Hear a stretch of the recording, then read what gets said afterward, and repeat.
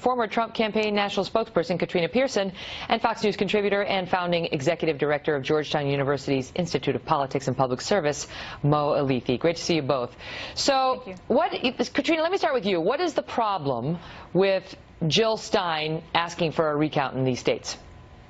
Well, Megyn, there isn't a problem, except for Jill Stein was nowhere close to even winning in any of these states, and recounts are not uncommon.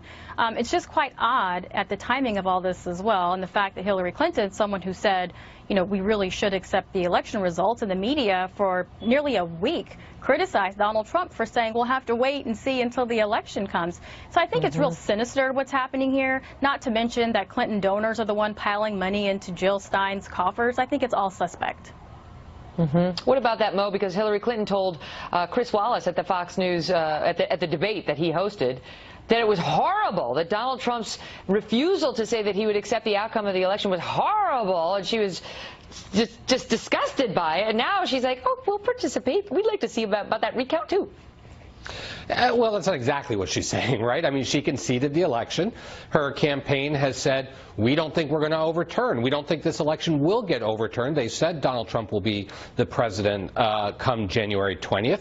And they've said that they did their own due diligence over the past few weeks amid reports that there might have been some sort of interference.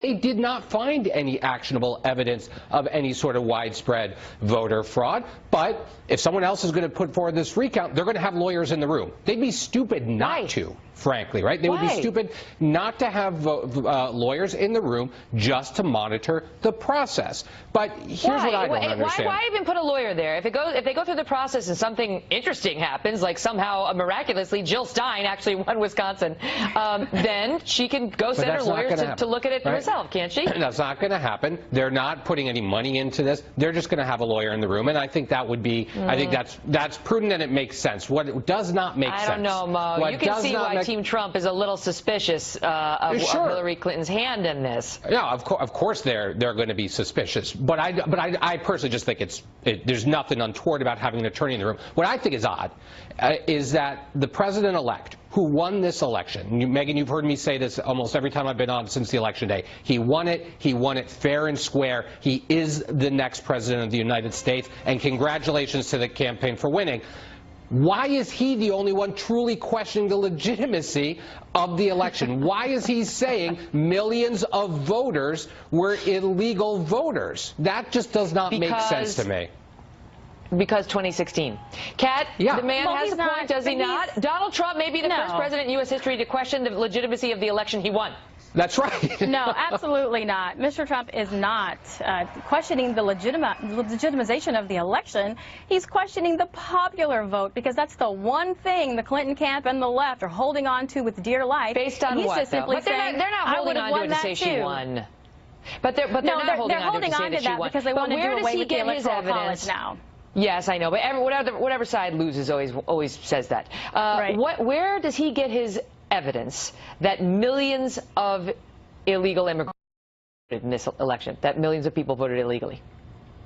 Well, I think it's a combination of things. I mean, you can look at the Daily Caller back in October wrote an article about showing what voter fraud looks like, and they listed 23 states and the instances that happened there. You can go back to the LA Times about a year ago, where they talked about Governor Jerry Brown's voter motor registration, which automatically had people registered to vote. It's a supposition. And they said there were 2 million.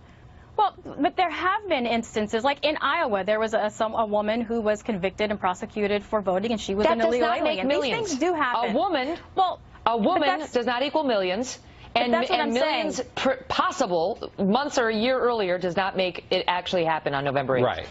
Well, I also think that's something we should look at. You know, the argument here is that you can't prove it. Well, how about we disprove it? Why do you want anyone looking at anything when your team won? Well, we don't. It's just the point of, if you're going to say something like we won because of X, Mr. Trump is saying, no, you didn't. Look, Mr. Trump won this race. But he should stick to the facts in doing that.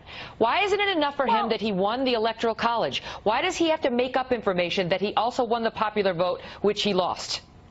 Because people know government is corrupt. That's quite obvious now.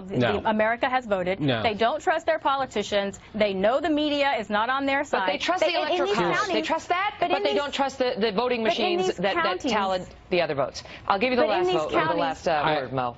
But in these counties, it matters because of local elections, too, and it should be validated. There were 3 people prosecuted who are Trump supporters for trying to vote more than once. We can sit here and cherry pick isolated incidents, but they are just that. They are isolated incidents.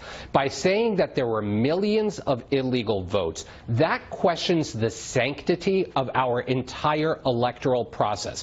That feeds additional, when that comes from the president-elect, not from a candidate, but from the elect of the United States. That gives our foreign adversaries. People who work in these counties that see it every election cycle. But they so don't. We can't not have it millions. both ways, Katrina. You can't have it both ways. If we're not supposed to have a recount because we're supposed to trust the integrity of the process, then we can't go out there and say millions of people voted illegally. You can't have it both ways. Well, we'd love a recount. We'd love a recount and win all over again.